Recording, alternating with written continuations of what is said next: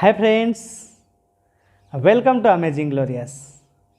आपने अभी तक चैनल को सब्सक्राइब नहीं किया है तो जल्दी सब्सक्राइब करो और नेक्स्ट वीडियो के लिए बेल आइकॉन पर क्लिक करना मत भूलना।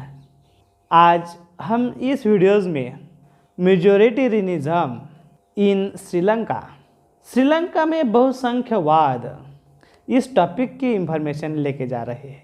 यानी कि श्रीलंका में मेजोरिटेरियनिज्म ये क्या है, तो एक भाषिक बहुसंख्यांक के बारे में एक कंसेप्ट हमें यहाँ दिखाई देती है। श्रीलंका में आपने लास्ट का वीडियो अगर नहीं देखा है तो डिस्क्रिप्शन में उसकी लिंक दी है।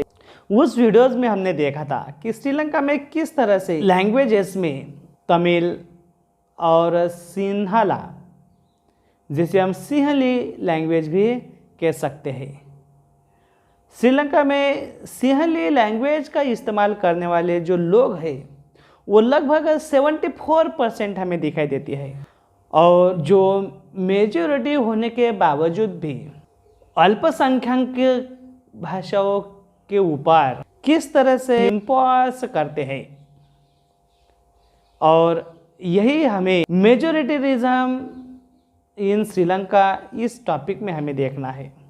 चलो वीडियो को स्टार्ट करते हैं।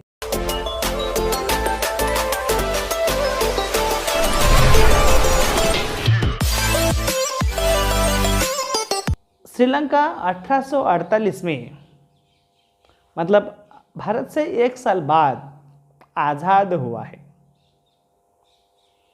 इंग्लैंड से ही श्रीलंका आज़ाद हुआ है, लेकिन आज़ाद होने के बाद वहाँ पर तमिल और अदर लैंग्वेजेस के कुछ लोग थे। श्रीलंका में 74% सिंहली भाषा का इस्तेमाल करते थे और लगभग 80% तमिल लैंग्वेज का इस्तेमाल करते हैं। 1848 के आज़ादी के बाद श्रीलंका के जो लीडर्स हैं, इन्होंने सिंहली लैंग्वेज पर ही ज़्यादा वेटेज देने का प्रयास किया है। यानी कि उनको ऐसा लगता था कि माइनॉरिटीज़ के लोग हैं, उनमें पावर शेयरिंग करने की कोई ज़रूरत नहीं है, और इसलिए यहाँ पर मेजॉरिटेरियनिज्म हमें दिखाई देता है।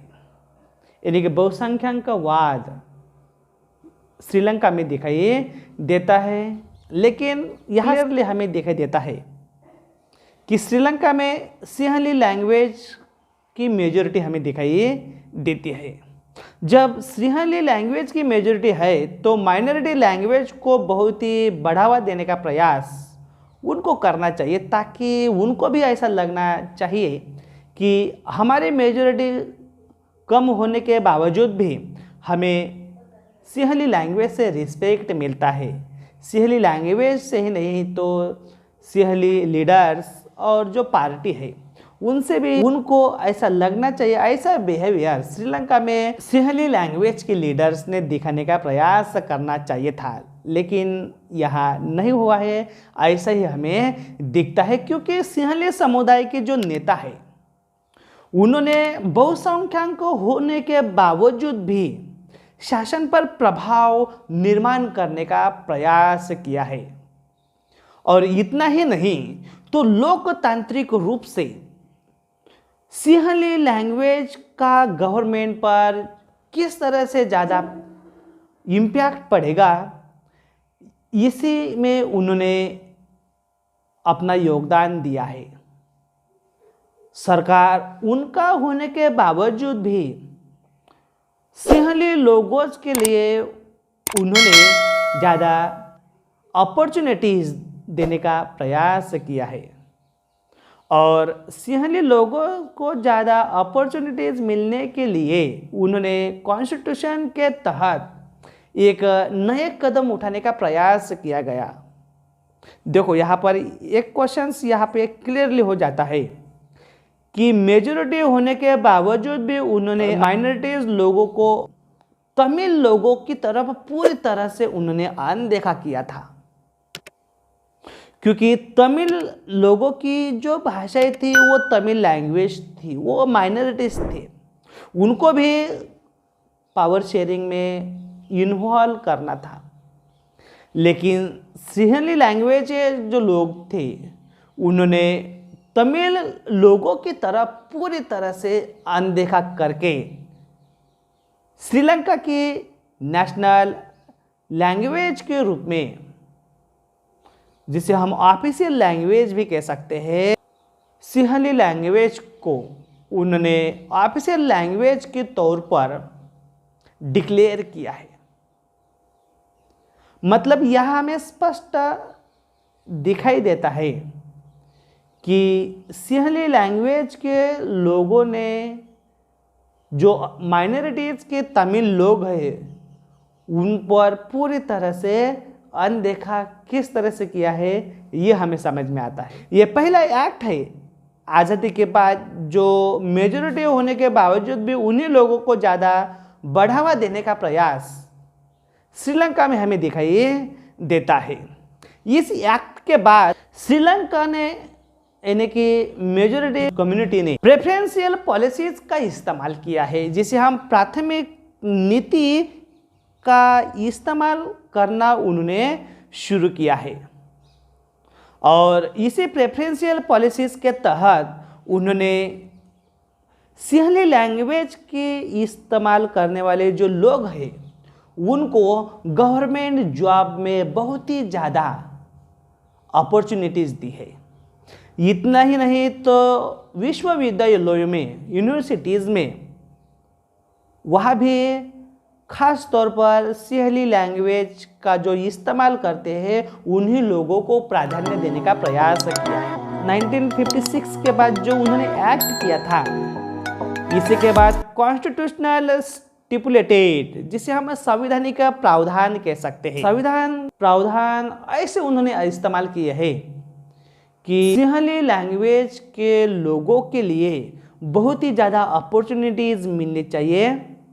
इसके लिए उन्होंने संवैधानिक जो प्रावधान रखा था उसमें जो सरकार है, श्रीलंकन सरकार, हमें इससे पहले देखा था बेल्जियम एंड श्रीलंका में कि श्रीलंका में लगभग जो सिंहली लैंग्वेज का इस्तेमाल 74% लोग करते थे, वो लगभग बुद्धिस्ट नाम से जाने जाते हैं। और अब संविधान के तहत ऐसे उन्होंने कुछ प्रावधान रखे थे, सिंहली लैंग्वेज का इस्तेमाल करने वाले लोगों को ज़्यादा ही संरक्षण देने का प्रयास उन्होंने किया है।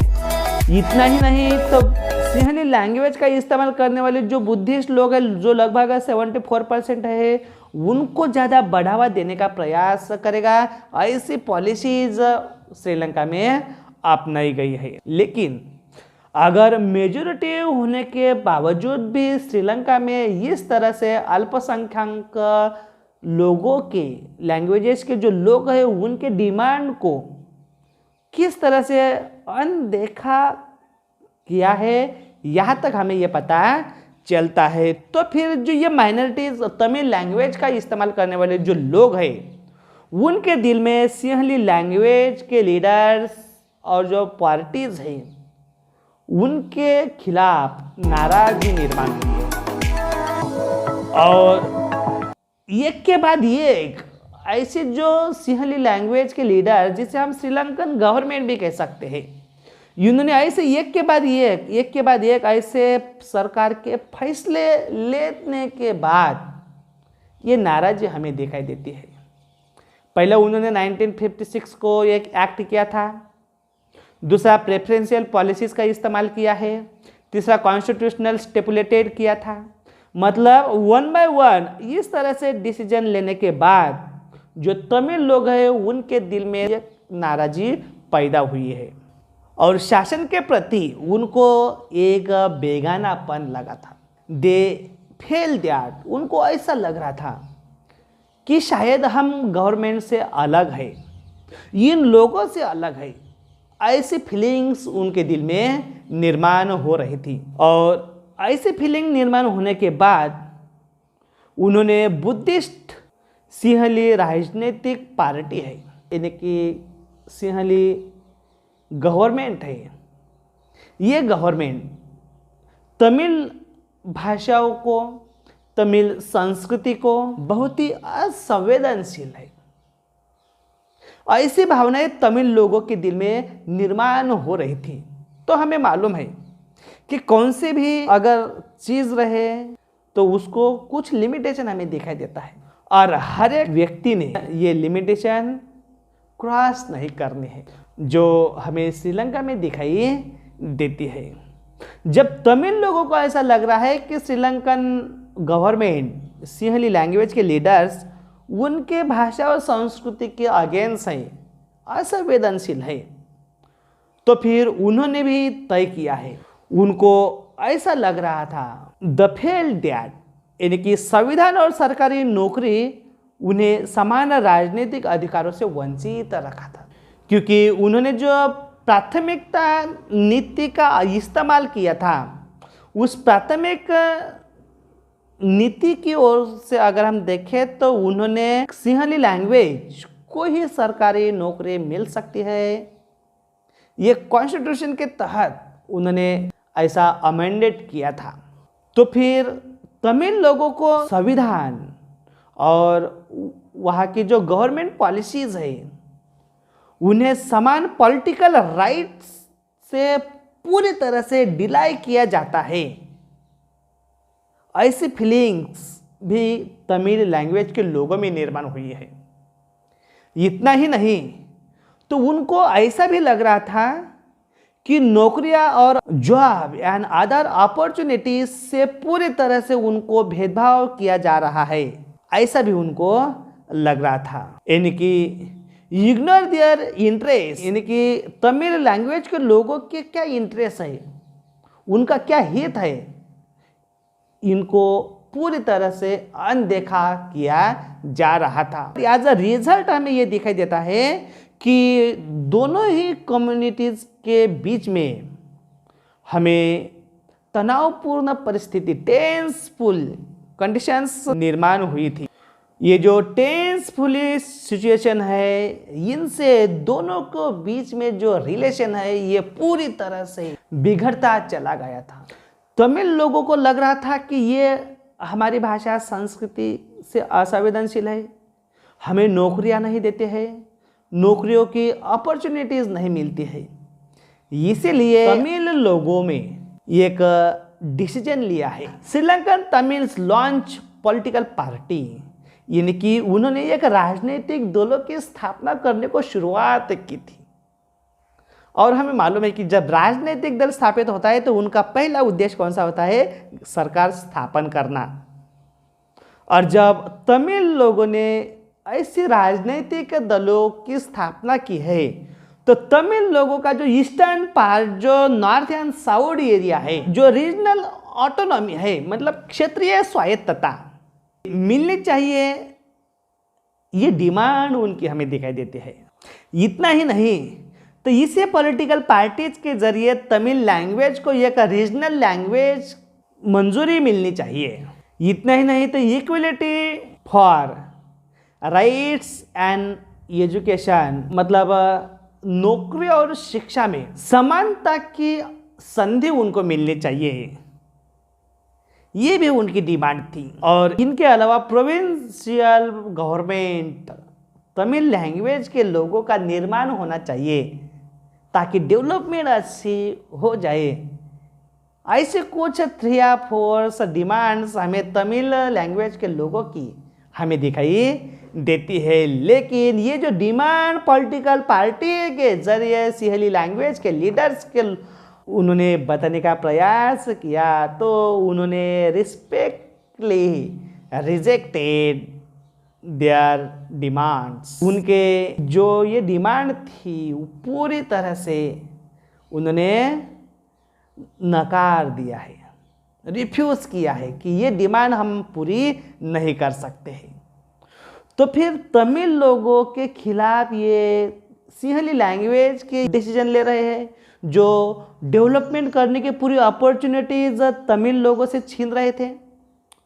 ये बात यहाँ पर एक ध्यान हमें रखना है। सिंहली लैंग्वेज के दृष्टि में हमें ये दिखाई देती है कि सिंहली लैंग्वेज के लीडर्स को सिंहली लैंग्वेज ग्रोथ करनी है, इंक्रीज करनी है या डेवलपमेंट करना है, तो फिर यही अपॉर्चुनिटीज तमिल लैंग्वेज के लोगों को देना ये ज़रूरी है। ये सिर्फ हमारी व्यूज़ से हमें इसे देखने का प्रयास करते हैं, जो पूरी तरह से इस व्यूज़ को सिंहली लैंग्वेज के लीडर ने डिलाई किया है।